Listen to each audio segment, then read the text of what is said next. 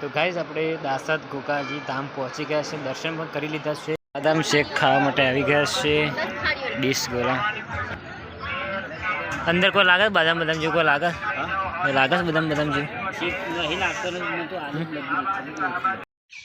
નમસ્કાર ગુજરાતી મિત્રો, એકવાર ફરીથી તમારું સ્વાગત છે અમારા એક નવા બ્લોગમાં।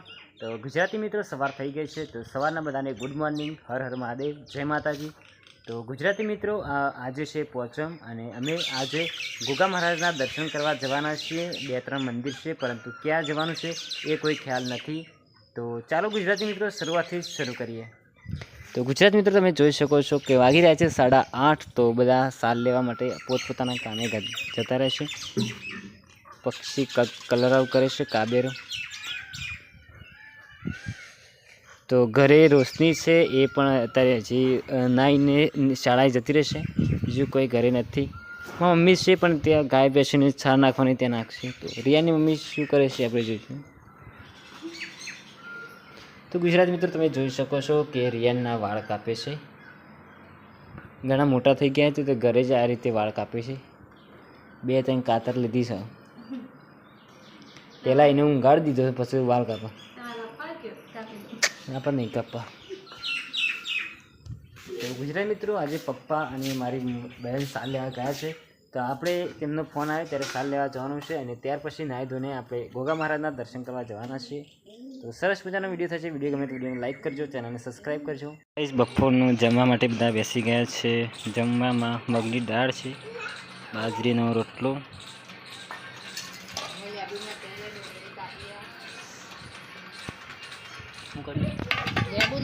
ડુંગળી કાપી મગની દાળ શું લાગે છે ના લાગતા મને ખાટ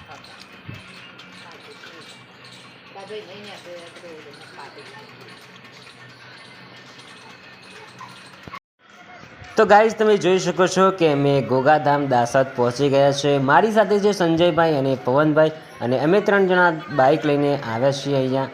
અમારા ગામથી લગભગ 35 કિલોમીટર જેવું થતું હશે, અને આજે છે પોચમ। તો ઘણા બધા લોકો ગોગા મહારાજના દર્શન કરવા પણ આવ્યા છે। તો આ છે એનો મેઇન ગેટ, તમે જોઈ શકો છો। અહીંયાથી આપણે અંદર પ્રવેશવાનું છે, અને સાઈડમાં છે ફળ, પ્રસાદી, અગરબત્તી વગેરે તમારે લેવું હોય પ્રસાદી માટે તો પણ તમે અહીંયાથી લઈ શકો છો। તો સૌથી પહેલાં આપણે ચંપલ બાજુમાં કાઢીશું, અને ત્યાર પછી ગોગા મહારાજના દર્શન કરવા માટે અંદર જઈશું। તો સૌથી પહેલાં આપણે અહીંયા ચંપલ કાઢીશું।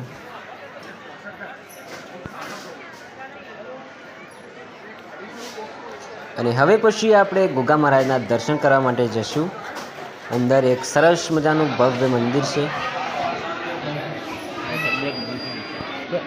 પ્રસાદી લેવાની પ્રસાદ પૈસા હોય કરવાનું કીધું।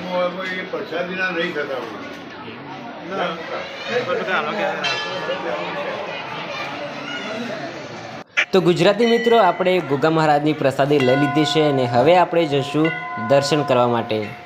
તો અમારી સાથે તમે પણ દર્શનનો લાવો લ્યો। આજ પોચમ છે, તો ગોગા મહારાજના દર્શનનો લાવો સૌને મળવો જોઈએ। તો અમારી સાથે તમે પણ ગોગા મહારાજના દર્શનનો લાવો લો। તો તમે જોઈ શકો છો, આ છે ગોગા મહારાજનું મંદિર। જય ગોગા મહારાજ। ગોગા મહારાજ સૌની મનોકામના પૂર્ણ કરે।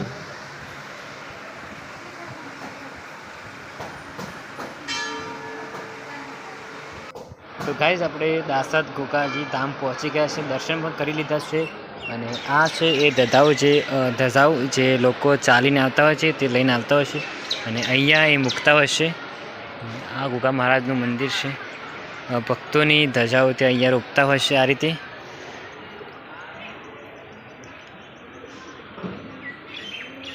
આજે પોચમ છે, તો ઘણા બધા લોકો દર્શન કરવા આવે છે, અને અત્યારે વાગી રહ્યા છે 3:30।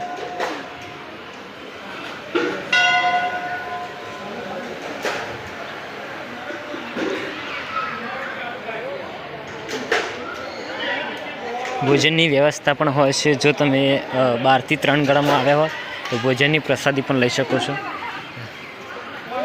અહીંયા છે મહાદેવનું મંદિર। હર મહાદેવ।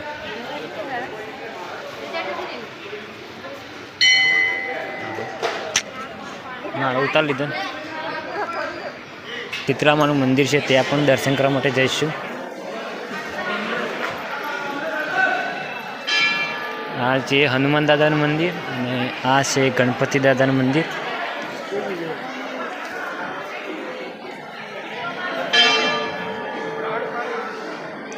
આ છે સીતરામાનું મંદિર. આપણે દર્શન કરશું અહીંયા પણ.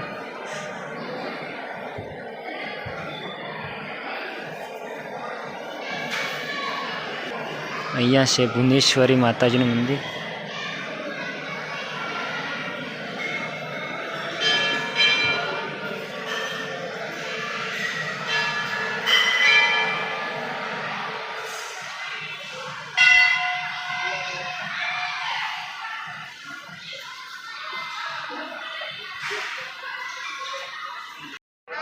તો ગુજરાતી મિત્રો, આપણે ગોગા મહારાજના દર્શન કરી લીધા છે અને હવે આપણે થોડા મેળામાં ઘૂમીશું, જોઈશું શું મળે છે. તો મારી સાથે છે સંજયભાઈ અને પવનભાઈ. આપણે ત્રણ મેળામાં જઈશું અને બાદામ શેક આપણે પીવાનું છે, એ પણ આપણે પીશું. તો અહીંયા તમને ઘર વખરીથી લઈને કપડાં સુધી તમામ વસ્તુઓ મળશે. બાળકોના રમકડા, ડબુડા તમામ વસ્તુઓ અહીંયા મળે છે. તો તમે સારી એવી ખરીદી પણ કરી શકો છો. સસ્તા ભાવમાં મળે છે બધી વસ્તુઓ. તો ખાસી એવી જગ્યા છે. બાઇક પાર્કિંગની પણ સરસ મજાની જગ્યા છે. કોઈ પણ અગવડ પડે એવું અહીંયા છે નહીં. દર્શન પણ તમે સરળતાથી કરી શકો છો. ભોજનાલયની પણ વ્યવસ્થા છે, ભોજનની વ્યવસ્થા છે. તમામ સગવડો અહીંયા દાસદ ગામમાં આવેલી છે. તમે લઈ શકો છો, ઉપયોગ કરી શકો છો. તમે જોઈ રહ્યા છો, અમે મેળામાં ફરી રહ્યા છીએ. તો બાળકો માટે તમામ વસ્તુઓ અહીંયા છે. ખાવા પીવા માટેની પણ તમામ વસ્તુઓ અહીંયા મળે છે.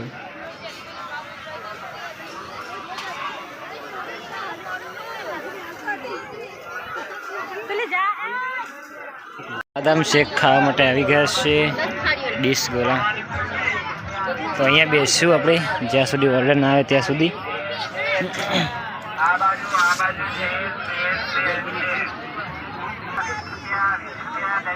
તો ગાઈઝ, ઘણા બધા માણસો ખરીદી કરી રહ્યા છે અને સરસ મજાની જે લેવું હોય એ વસ્તુ તમામ મળે છે. ટેટુ દોરાવવું હોય તો, ઘર વખરી માટે જે લેવું હોય તે, બાળકો માટે ઢબળો લેવા હોય તો, બધી દરેક વસ્તુ અહીંયા મળે છે. તો બહાર બજાર જેવું છે. તો હવે આપણે બદામ શેક ખાશું અને ત્યાર પછી ઘરે જઈશું, કારણ કે વરસાદ આવે એવું વાતાવરણ પણ કર્યું છે. ગાઈસ, તમે જોઈ શકો છો બદામ શેક આવી ગયું છે. અંદર કોઈ લાગે બદામ જેવું? કોઈ લાગે બદામ જેવું? લે, મને ઓછું ભાવે લે કે